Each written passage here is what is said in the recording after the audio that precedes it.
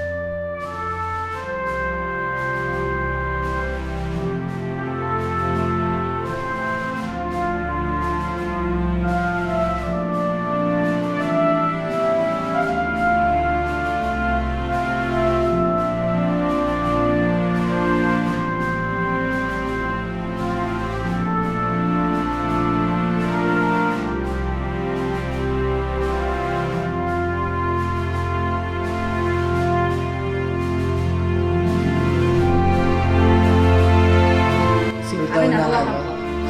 Vice President. Vice President noong 49 to 1971. 1949 to 1970. Yes po. 1965 to 1961 din. At saka ito po ang mga picture na to. Ito ma'am, may nahanap niya yung lumang picture. Yes, po. Pati po lumang campaign material andyan ha. Grabe oh. Ayun nga ano. Baka po Tapos nanalo siya. Talagang siya yung Vice President. nagtalo yan siya. Start up magpatakbo. Ayan. Napagbigay lang ko yan. Ayun. Related po siya sa mga Lopez ng ABS-CBN. Siya mismo.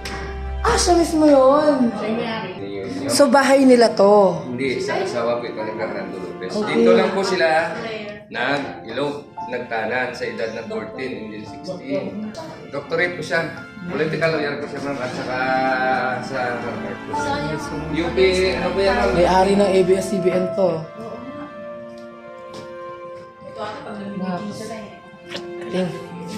Yun, matatapos na tayo dito sa tour natin sa Casa Marikit. At nakita natin na ito ay napakayaman sa history. Dahil napakasikat at mahalagang tao yung nakatira dito dati. Ayan. So, let's go. So, okay na tayo. Thank you very much po, kuya. Maraming salamat po. Picture dito? Pwede din po. Magandang angle sa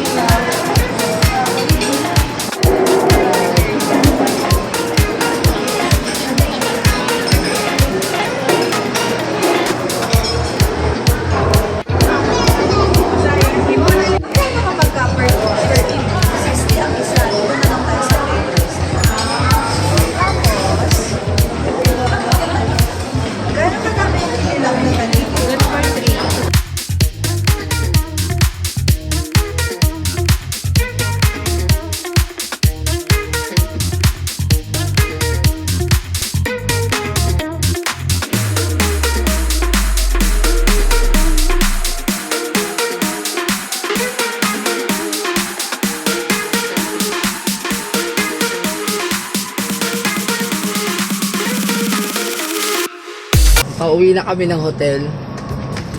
So, what can you say about the food? Magulo Of Tatoys. Masarap. Ako gusto ko siya. Lalo na yung lato. Lato ba yun? nagustuhan ko. What is lato? Seaweed.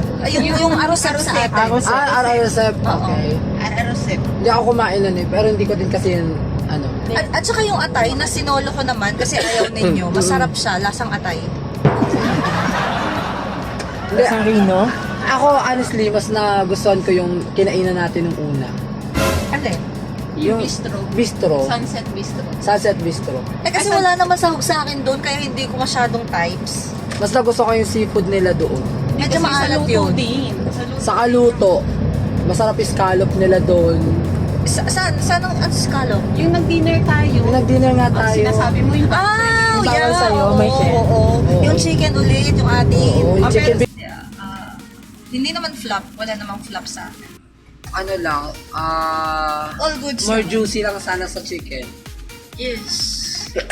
Hindi kasi paano siya mag- Tapos yung sinigang nila, Fried. Kung fried siya, deep fry. akala Hindi. kasi natin lechon eh. Yung talagang roasted. Or akala ko rin roasted Yes. siya. Hindi ba talaga nakalagay doon?